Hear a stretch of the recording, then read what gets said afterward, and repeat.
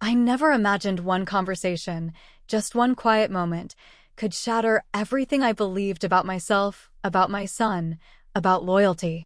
It's strange how life can feel completely normal 1 second, and then, suddenly, everything flips upside down, leaving you lost, confused, wondering how you even got there.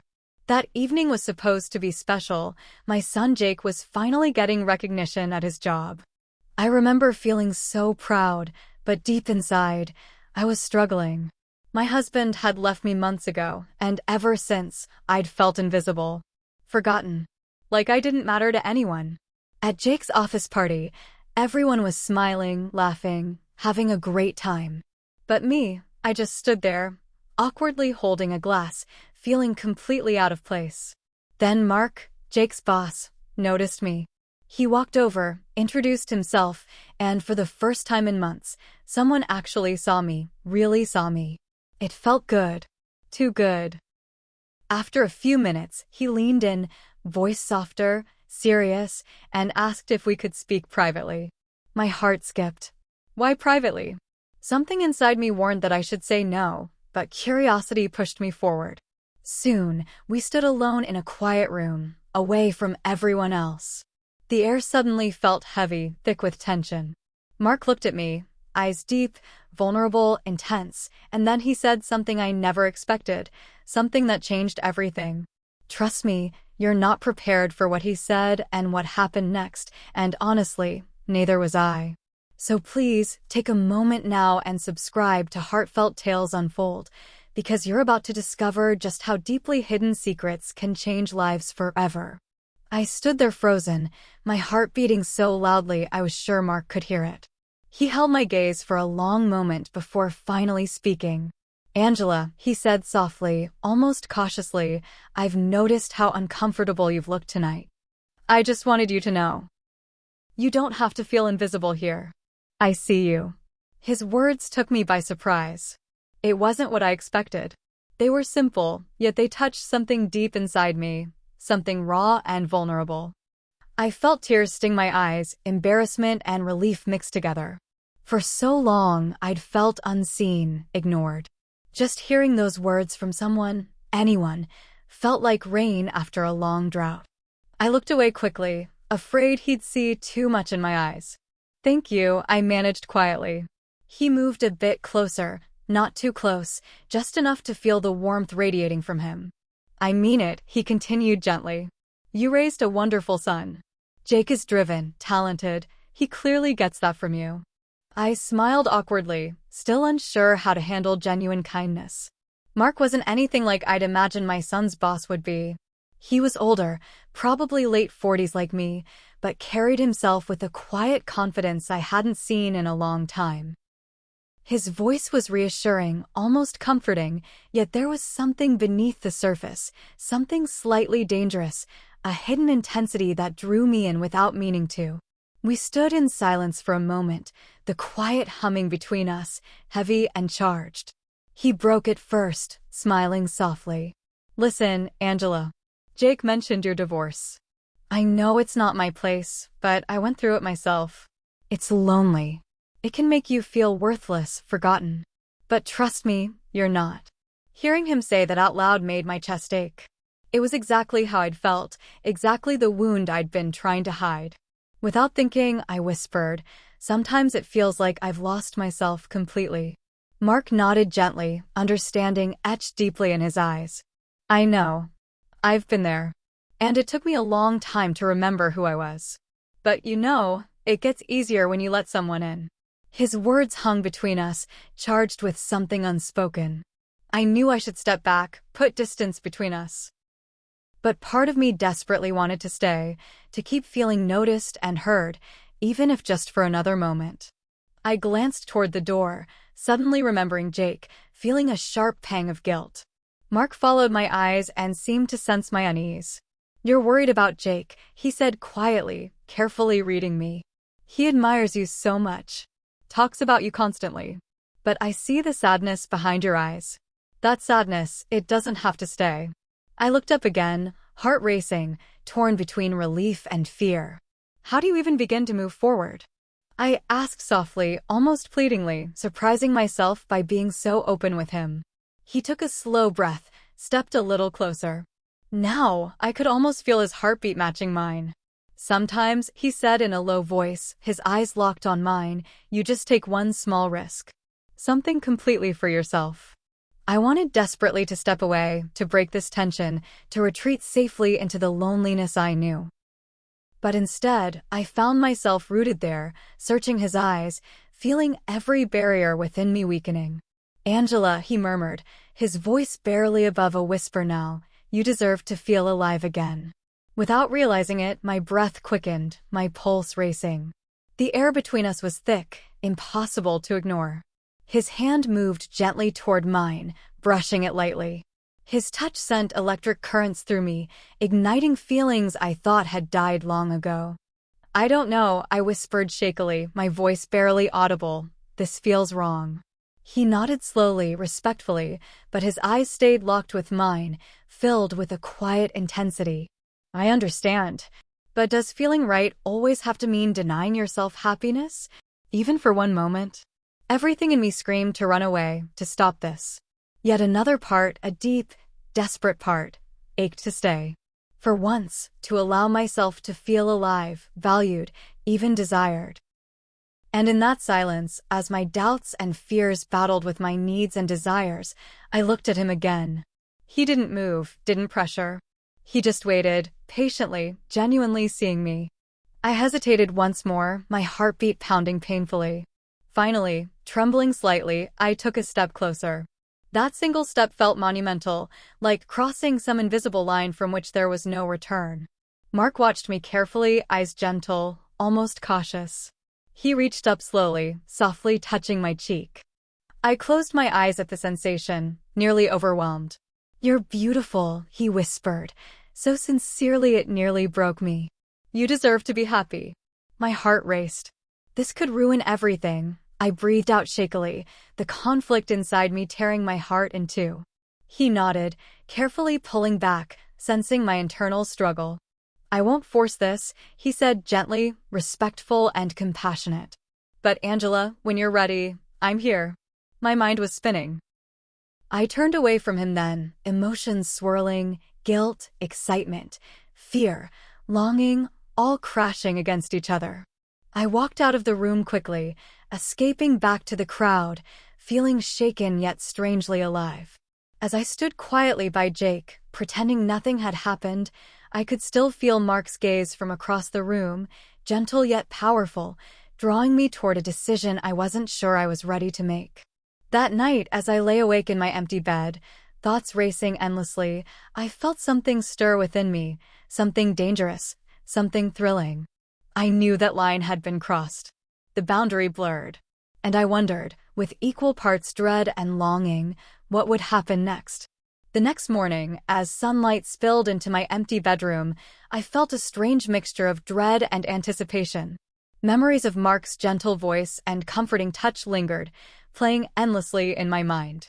I tried shaking the feeling away, telling myself that last night was just a vulnerable moment. Nothing more. But deep down, I knew something had changed. Days passed slowly, each filled with thoughts I struggled to bury. I went through the motions of daily life, preparing meals, cleaning the house, yet constantly haunted by Mark's eyes, his words, the way he made me feel seen for the first time in so long. Even at night, alone in the silence, I found myself replaying every detail of our encounter, wishing I could silence the whisper inside me that kept asking, what if? Then came another invitation. Jake casually mentioned another company gathering, a smaller, more intimate event. My stomach twisted instantly. He was excited, oblivious to the turmoil he'd sparked within me. I wanted desperately to refuse, to find any excuse not to go, yet somehow, almost despite myself, I heard my own voice saying yes. That evening, I stood staring at myself in the mirror, carefully applying makeup, wearing a dress I hadn't worn since before my divorce. I felt both hopeful and terrified. I didn't recognize the woman staring back at me. Her eyes were brighter, filled with something dangerous, something daring. When Jake and I arrived at the event, I felt out of place again, painfully aware of how little I belonged there. Mark noticed immediately, his gaze softening as he approached us. Jake introduced us again casually, oblivious to the charged tension between his mother and boss. Mark shook my hand, his touch lingering a fraction too long. My pulse quickened, but I forced myself to look away. Throughout the evening, I felt Mark's eyes on me, warm yet cautious, never crossing the line openly, always keeping a respectful distance. Still, his gaze spoke clearly, silently drawing me closer, daring me to follow my instincts rather than my fears. Eventually, Mark approached when Jake was deep in conversation elsewhere. His voice was gentle, quiet enough only for me to hear. "I'm glad you came," he said warmly, his tone friendly yet undeniably intimate. "Thank you," I answered softly, looking down at my drink, suddenly self-conscious. My heart raced uncontrollably. Honestly, I almost didn't. He smiled slightly, leaning a bit closer, his presence calming yet electrifying. "I understand. And if you ever want to talk, or just need someone to listen, I'm here." I looked into his eyes, searching for sincerity, finding it immediately. He seemed to genuinely care, yet behind that kindness was something deeper, something magnetic. "I appreciate that," I whispered quietly, feeling oddly brave. "It means a lot." Mark hesitated briefly, clearly weighing his words. Then he gently touched my arm, just enough to send sparks rushing through my veins, and asked, "Would it be inappropriate if I invited you out for coffee sometime? Just to talk?" My breath caught. I hesitated, every instinct warning me to politely decline. But a stronger impulse pushed me forward. "No," I said softly, surprising myself. "That would actually be nice." A gentle, genuine smile spread across his face. "Good," he said warmly. "I'm looking forward to it." As he walked away, leaving me standing there, my pulse pounding in my ears, I felt both exhilarated and terrified. I knew exactly how dangerous this was, Jake's boss, of all people, but for the first time in years, I felt a deep thrill of excitement. When Jake and I returned home later, he chatted happily about the event, completely unaware of the storm brewing inside me. I listened quietly, hiding my internal struggle beneath nods and smiles, guilt gnawing sharply at the edge of my excitement. Days passed with anxious anticipation. Finally, one afternoon, Mark texted me a simple, casual message suggesting a cafe downtown. My heart raced as I replied, agreeing to meet him.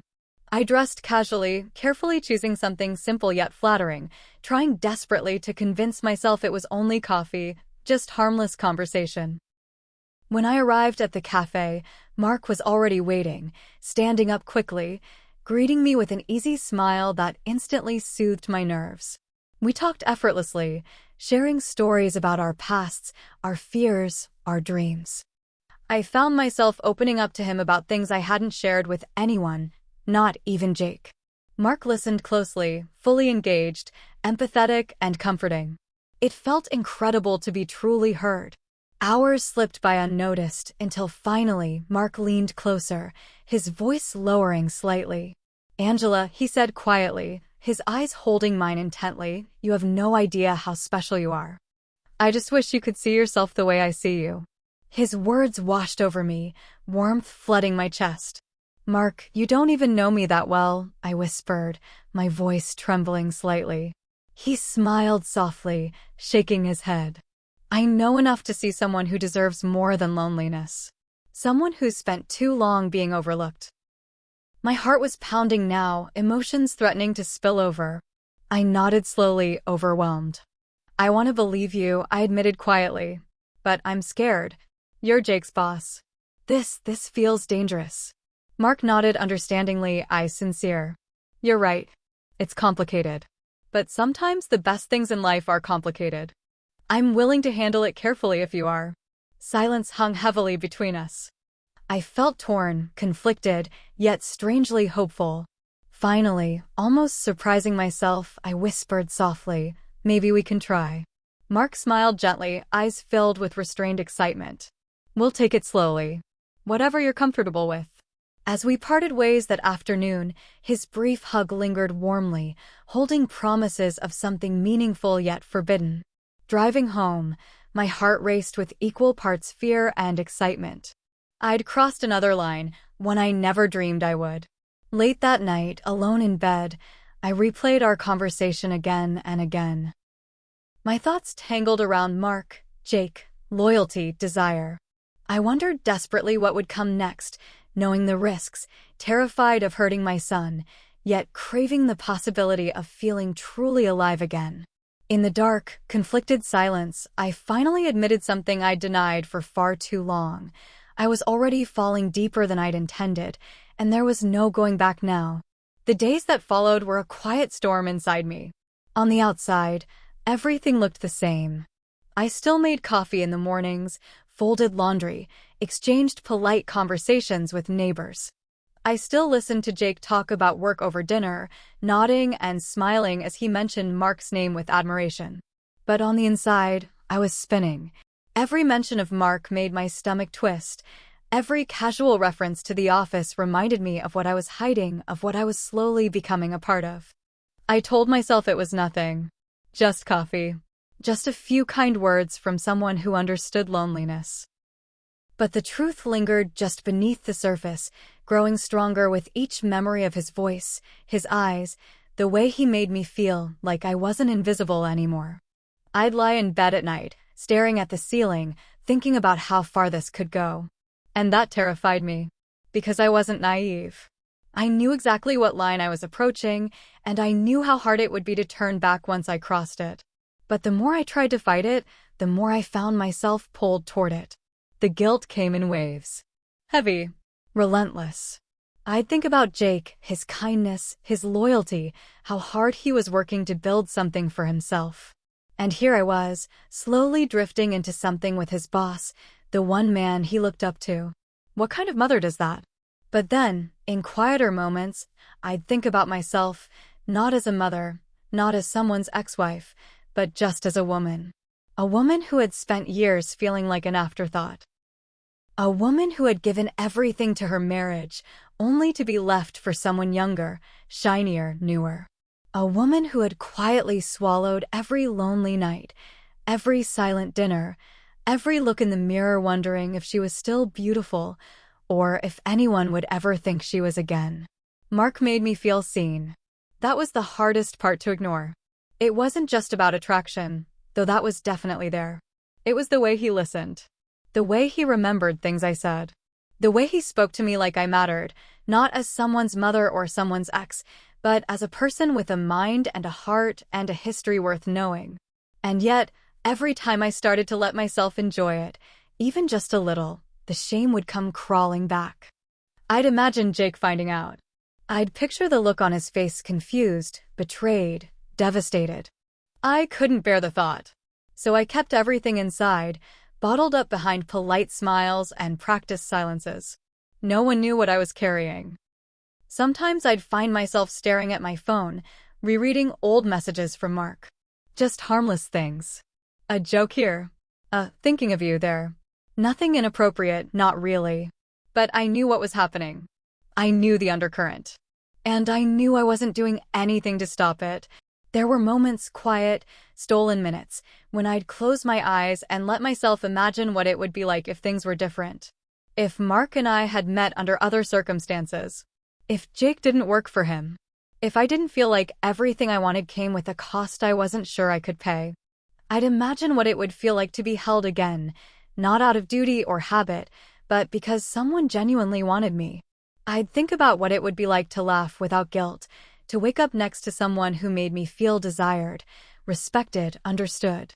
And then I'd snap out of it, shame crashing over me like a cold wave. What was I doing? What was I thinking? This wasn't who I was. I wasn't the type to sneak around or betray my son's trust. But the line between who I used to be and who I was becoming, it was getting harder to see. Sometimes, late at night, I'd sit on the edge of my bed, my hands shaking, asking myself the same question over and over. Why him? Why now?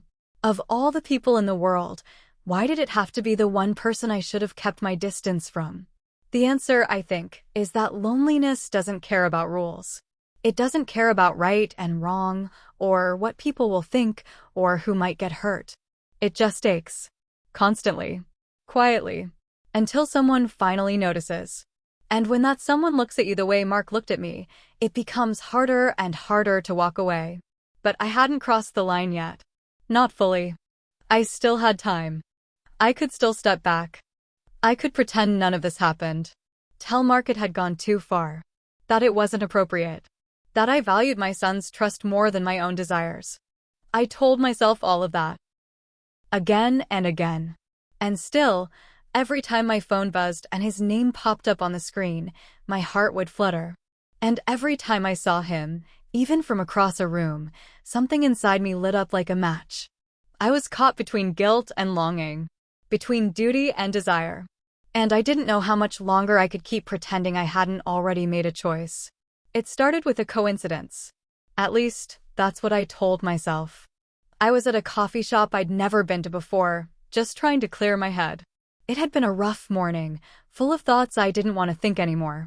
The kind where your heart feels heavy for no clear reason, and you just need to be somewhere else, anywhere else. I just sat down with my drink when I looked up, and there he was. Mark. Standing in line, scrolling through his phone like it was just another casual morning. When he saw me, his expression shifted, just slightly surprised, followed by something softer. Warmer. He walked over, smiling in that calm, confident way that always made me feel both safe and on edge at the same time. "Didn't expect to see you here," he said, his voice smooth and low. "Me neither," I replied, trying not to sound as flustered as I felt. "First time here, actually." "Same," he said, pulling out the chair across from me. "Mind if I sit?" And just like that, we were face to face again. It felt easy. Too easy. We talked like we had the first time about nothing and everything. Books. Movies. His dog. My garden. But underneath the words, the tension simmered. Every smile lasted a second too long. Every glance felt heavier than it should have. I caught myself watching his hands as he stirred his coffee. He noticed. And smiled. After a while, he leaned in, voice quiet. "I was hoping I'd run into you." My breath caught. I didn't know what to say to that. So I didn't say anything. Just smiled back and sipped my drink, pretending that didn't make my heart stutter in my chest. From that day on, the space between us seemed to shrink. Slowly. Steadily. It started with texts friendly at first. Harmless. A recommendation for a book we'd talked about. A funny photo of his dog with the caption, "Thought this might make you smile." And it did. Every time. Then it shifted. "You looked beautiful the other day," he wrote once. No emojis. No winks. Just those 5 words. Simple. Direct. Impossible to ignore.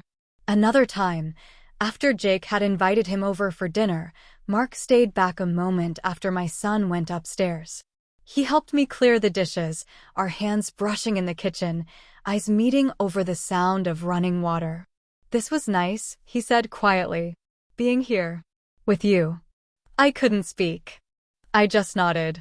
My throat felt tight. He never overstepped. Not openly. But every gesture, every look, every small moment felt like a thread being pulled tighter between us. And Jake, God, Jake. He was so proud. Always talking about how Mark was mentoring him, how lucky he felt to have someone like that in his corner. "He's the reason I'm being considered for that new project," he told me one evening, eyes bright. "Mark says I've got real potential." I smiled, nodded, told him how proud I was. And inside, I felt like I was drowning. Because every time Jake praised him, it made what I was feeling worse. Mark wasn't just a man anymore. He was part of my son's future. His success. His confidence. And I was tangled in something that could ruin all of it. Still, I kept seeing him. Quietly. Carefully. Never alone in obvious ways. But enough. Enough to keep feeding the fire I was trying to pretend didn't exist. Then one afternoon, Mark texted me while I was at the grocery store. "Can we talk?" "In private." "It's about Jake. Something important." My hands went cold reading it. I stared at the screen for a long time, my mind racing. Why now? Why privately? Did something happen at work? Was Jake in trouble? Or was this just an excuse? I replied, when and where? He suggested his office after hours. Said no one else would be there. I stared at those words for what felt like forever. My instincts were tangled, half of me screaming to back away, the other half already craving whatever came next. That evening, I stood outside his building, my hands shaking as I waited by the door he told me to use. He opened it himself, wearing a soft gray shirt, sleeves rolled up. His expression was unreadable. Serious, but not cold. Thanks for coming, he said, stepping aside. I walked in, my heart pounding. The office was quiet, desks empty, lights dimmed. It felt strange seeing the place without the usual noise, without people bustling around. It felt intimate. Private. Too private. He led me to a smaller room off the main floor. Glass walls. Soft lighting. A couch in the corner. The kind of space meant for one-on-one meetings, for conversations that weren't meant to be overheard. I sat down slowly, my nerves on edge. So, what's going on? Is Jake okay? Mark nodded, then paused. Jake's fine. Better than fine, actually. He's up for a big promotion. And I wanted to talk to you about it, because I know how much it would mean to him. I exhaled, relief rushing through me. That's wonderful, I said. He's worked so hard. Mark smiled faintly. He has. He's earned it. But that's not the only reason I asked you here. The room fell silent. I could hear my heartbeat in my ears. He moved a little closer, not touching me, but near enough that the air between us shifted. I needed to see you. Without pretending. Without the masks we wear when he's around. My mouth went dry. Angela, he said, softly but firmly, I think about you. More than I should. And I know the timing is wrong, the situation is complicated, but I can't keep pretending this doesn't mean something. I didn't answer. I couldn't. I just sat there, torn wide open.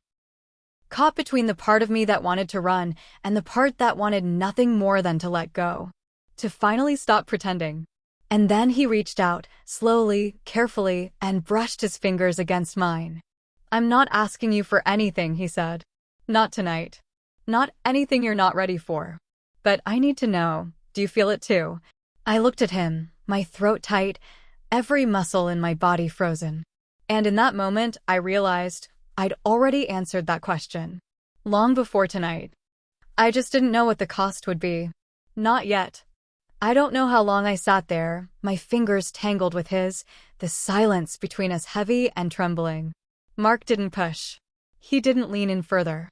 He just sat there, watching me, waiting for the answer I hadn't spoken, but had already lived. I feel it, I whispered, finally. My voice came out soft and raw, like it had been buried for a long time and only now remembered how to speak. I've been trying not to. Every day I try to pretend it's not there. But it is. And it's not going away. Mark closed his eyes for a moment, exhaling slowly, as if hearing those words released something he'd been holding in for too long. When he opened them again, his expression had changed, still tender, but more vulnerable now, like something inside him had cracked open. I'm not good at this, he said quietly. I've made mistakes. A lot of them. My marriage fell apart because I stopped trying. I got too used to living like I didn't need anyone. But then you showed up. You were just supposed to be Jake's mother, and instead, you became this thing I couldn't stop thinking about. This light, this presence that reminded me I was still human. Still capable of feeling something real. I didn't speak. Couldn't. The lump in my throat was too big, the ache in my chest too deep. He continued, his voice lowering into something almost pained. I wake up thinking about you. I look for excuses just to see you, hear your voice. I try to keep it professional, for Jake's sake, for yours. But it's eating me alive. I can't keep doing this halfway. My eyes burned. I looked down at our hands, his thumb gently brushing against my knuckles, and I wanted to pull away, but I didn't. I'm scared, I said, my voice breaking. I don't know what this is. I don't know what happens if we cross that line. If Jake finds out, I could lose him. Mark nodded, his expression serious, full of regret and longing all at once. I know. And I wouldn't blame you if you walked away. But you deserve to feel alive again, Angela. You deserve something that's yours. Not borrowed. Not broken. He reached up slowly, cautiously, and tucked a loose strand of hair behind my ear. His fingers lingered just a second too long on my cheek. I closed my eyes. I should have moved. I should have said no. But I didn't. In that quiet, heart-wrenching moment, the part of me that had been starving for connection finally gave in. I leaned forward, just enough for our foreheads to touch. Just enough for the breath between us to tangle. Then his lips met mine. It wasn't rushed. It wasn't wild. It was gentle. Tender. A whisper of a kiss, so brief it could have been missed, but so full of meaning it left me breathless. When we pulled apart, I couldn't look at him. The weight of what had just happened crashed down instantly. My stomach turned, and every cell in my body screamed with guilt. I stood up, stumbling slightly, backing away as if distance could undo what had just been done. I shouldn't have come, I said, my voice shaking. I shouldn't have, God. What did I just do? Mark stood too, his face pale but calm. He didn't try to stop me. He didn't chase me. He just looked at me with a kind of quiet heartbreak. You don't have to run from this, he said softly. I betrayed him, I snapped, hugging my arms to my chest. I betrayed my own son. For what? For one moment of weakness. Mark took a step forward, but kept his distance. It wasn't weakness, Angela. It was truth. Maybe ugly. Maybe messy. But real. I shook my head, backing toward the door. My mind was spinning. Jake's face flashed before my eyes. His laughter. His trust. All of it. Now tainted by this thing I couldn't undo. Mark's voice stopped me just as I reached the door. Calm, steady, but soaked in finality. We can't pretend this didn't happen. I froze. Those words hung in the air like smoke, clinging to everything. I turned the handle, walked out, and didn't look back. But his words followed me. All the way home. All through the night. We can't pretend this didn't happen. I barely slept that night. Every time I closed my eyes, I saw Jake's face. Smiling, innocent, trusting, and then it would twist into something else, confused, hurt, betrayed. My mind kept replaying the kiss over and over, like some cruel loop I couldn't escape. I kept hearing Mark's voice, we can't pretend this didn't happen. But I wanted to pretend. I wanted to shove it so far down into myself that it couldn't breathe. I wanted to wake up and go back to being just a mother, just someone who never crossed a line. But the truth wouldn't let me. The next morning, Jake came downstairs like any other day, messy hair, coffee mug in hand, scrolling through his phone. I smiled at him, trying to look normal, but I could already feel the shift. The space between us. My guilt was too loud. It changed the air around me. Made it harder to breathe. Morning, he said, not looking up. Morning, I replied, my voice too soft. Too careful. He looked up at me then, squinting. You okay? I nodded too quickly. Yeah, just tired. He nodded and turned back to his phone. And just like that, the moment passed. But it didn't feel right. It felt like he knew something. Like maybe somehow, he could feel it too. That something between us had shifted. All day I tried to keep busy. Laundry. Cleaning. Grocery list. Anything to keep my mind from going back to that room, to that kiss, to the way Mark's eyes had looked when I turned away from him. But no matter what I did, I couldn't shake the weight pressing down on me. And it wasn't just guilt, it was fear. Fear that Mark might say something. Fear that Jake would notice how strange I'd become. Fear that somehow, some way, the truth would crawl out of me when I wasn't paying attention. That evening, Jake was quiet. Not in a dramatic way, just off. Distracted. Like he was thinking about something. I watched him carefully, every movement, every pause, reading too much into everything. You sure everything's okay? I asked, trying to sound casual. He looked up, almost startled. Yeah. Why? You've just been kind of quiet. He shrugged. Long day. I nodded, pretending that answer satisfied me. But inside, I was spiraling. Every silence felt suspicious. Every glance felt like a test. The next few days were worse. My anxiety started to live under my skin. I could feel it pulsing there, humming through my chest. Every time my phone buzzed, I panicked it would be Mark. And when it was him, I didn't answer. I couldn't. I wasn't ready to face him again. I wasn't ready to hear his voice and feel all of it flood back into me. I kept telling myself I had to let it die, that whatever we'd started couldn't go any further. But even while I ignored his messages, I found myself checking my phone constantly. Hoping, dreading, waiting. Then, one night, Jake came home later than usual. He was tense.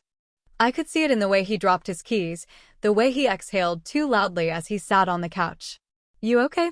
I asked, heart hammering. He stared at the floor for a moment before answering. "Just weird energy at work today." My stomach flipped. "Weird how?" He shook his head. "I don't know." Mark was kind of off. Normally he's really chill, but today he barely looked at me. It was like something was wrong, and I couldn't figure out what. I felt like I was going to be sick. I forced a casual tone. "Maybe he's just dealing with something personal." Jake nodded, distracted. "Yeah, maybe." Still felt weird, though. He's not usually like that. And then, quietly, almost like he didn't want to say it, "You haven't seen him or anything lately, have you?" I froze. The question hung there like a trap.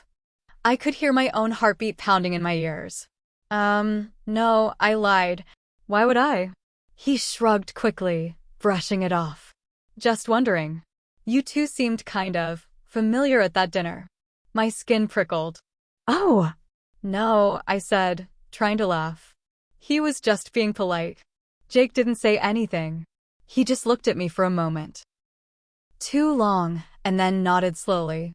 "Yeah, probably."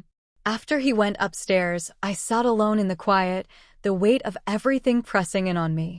It felt like I was walking a thin wire, one wrong word away from falling completely. And the thing that scared me most? I wasn't even sure I wanted to stay balanced. Every part of me was exhausted from pretending, from burying what I felt, from living in a lie I'd helped create. But the thought of losing Jake, of seeing the light go out in his eyes because of me, that was the part one couldn't live with. So I stayed silent. I deleted Mark's messages. I avoided his calls. I smiled when Jake talked, even when it broke me. I told myself I was protecting him, protecting everyone. But the truth was, I wasn't protecting anything. I was just waiting. Waiting for the moment everything came crashing down. Because deep down I knew, it wasn't a matter of if. It was when. Some nights, I lie in bed with the lights off, staring at the ceiling, wondering what kind of woman I've become. It's a quiet kind of torment, the kind that wraps itself around you slowly, until it's part of your breath, your bones, the way you move through the day. I smile, I cook dinner, I ask Jake about work, and all the while I'm carrying this thing inside me. This secret that sits like a stone on my chest, heavy and unmoving. I never set out to be this person. I didn't wake up one day and decide to betray my own son. But somehow, in a series of small, almost invisible steps, I crossed a line. One conversation. One touch. One kiss. And now I'm standing in the wreckage of choices I made quietly, privately, and cowardly. And what eats at me the most, what won't let me sleep, is that for a moment, a brief, fleeting moment, it felt good. That's the part one hate myself for. The part one can't forgive. Because it wasn't just a mistake. It was a moment where I let myself believe I deserved something. Something warm. Something human. After years of being overlooked, discarded, left behind by a man who traded me in for a newer version of the life we built together, I wanted to feel like I mattered. Mark made me feel that. He looked at me like I was still someone worth seeing. Someone worth choosing. And I fell into it, not because I didn't know better, but because I was starving for it. For affection. For acknowledgement. For something that was mine. But how do you hold on to something like that when the cost is your own child's trust? Every time Jake looks at me now, I feel like I'm lying to him with my eyes. He doesn't know, and yet, sometimes, I think he feels it. Like some part of him is starting to sense the shift, the distance I keep trying to deny. I've caught myself thinking about telling him, sitting him down, laying it all out, the truth, the shame, everything. I imagine myself doing it over and over. His face. The pause. The silence after the words land. And I always stop there. Because I don't know what happens after that silence. I don't know if he forgives me. Or if I watch him walk away and never come back. He's all I have left. After the divorce, after losing half of what I thought was permanent, Jake was the one constant that kept me grounded. He was the reason I got up in the morning. The reason I didn't completely collapse. And now I'm holding a match to that bond with one trembling hand, afraid that even breathing too hard will set it ablaze. So I keep quiet. I carry it in silence and it's killing me. I look at myself in the mirror and I don't recognize the woman staring back. She has lines around her eyes from years of worry. She has sadness tucked behind her smile. And now, she has secrets. Sometimes I catch glimpses of the old me, the version who believed in doing the right thing, in protecting her family at all costs, in being a good mother above all else. And then I remember that kiss. That room. That night. And the guilt comes rushing back like a wave that never stops crashing. I ask myself, do I deserve happiness if it means hurting someone I love? Do I keep living a lie for the sake of keeping things intact? Or do I tell the truth and risk destroying what little peace we have left? There's no answer. No clean resolution. Just this ongoing ache. This constant push and pull between what I want and what I owe. And the worst part is knowing that no matter what I choose, I lose something. If I stay silent, I keep my son, but I lose myself. If I confess, maybe I reclaim some part of my soul, but I might lose the only person who's ever truly needed me. I don't know how to live with either version. So I keep moving, day by day, moment by moment, smiling when I need to, laughing when it's expected. And inside, I carry the weight, quietly, carefully, but it grows heavier with every heartbeat. And I don't know how much longer I can hold it. If you've ever found yourself caught in that space between loyalty and desire, if you've ever loved someone so deeply and still found yourself wanting something, or someone, you knew you shouldn't, then maybe you'll understand what I'm going through. Because I don't know what's right anymore. I don't know if silence is protection or betrayal. I don't know if confessing is bravery or selfishness. All I know is that I'm torn. Split right down the middle. Between the mother I've always tried to be, and the woman I forgot I still am. So I need to ask, honestly, from the heart, have you ever faced something like this? Have you ever looked at the people you love and realized you've been lying to them with your silence? Have you ever been so desperate to feel alive again that you crossed a line you never thought you would? If you have, I'm listening, because I don't have the answers. And I don't know what comes next. But maybe one of you does. Please share your thoughts below. Your stories. Your regrets. Your lessons. I need them. I think we all do. And if you found yourself holding your breath through this story, if it stirred something in you, even something painful, please take a moment to like, comment, and subscribe to Heartfelt Tales Unfold. There are more stories like this. And sometimes, hearing someone else's truth can help you face your own. I've learned something through all of this, something I wish I'd understood sooner. Loneliness is quiet, but it's dangerous. It doesn't scream or beg for attention, it waits. It waits for the moment when your guard is down, when you're vulnerable, when you're just tired enough to reach for something warm. And if you're not careful, it becomes your compass. Your excuse. Your ruin. I didn't set out to hurt anyone. But pain has a way of multiplying when you try to hide it. I tried to bury my emptiness. And in doing that, I stepped into something I can't undo. I've also realized how powerful emotional wounds can be. Especially the ones we carry in silence. They fester. They cloud your judgment. And if you don't face them, they'll lead you to decisions you never thought you were capable of. I still haven't told Jake. I don't know if I ever will. Sometimes I rehearse the words in my head, imagining his reaction, his silence, his disappointment. Other times, I convince myself I'm protecting him by keeping it buried. But the truth is, whether I speak it or not, it's already changed everything. It's changed me. And maybe that's the most painful part. Because in moments of weakness, we realize who we truly are. Perhaps too late.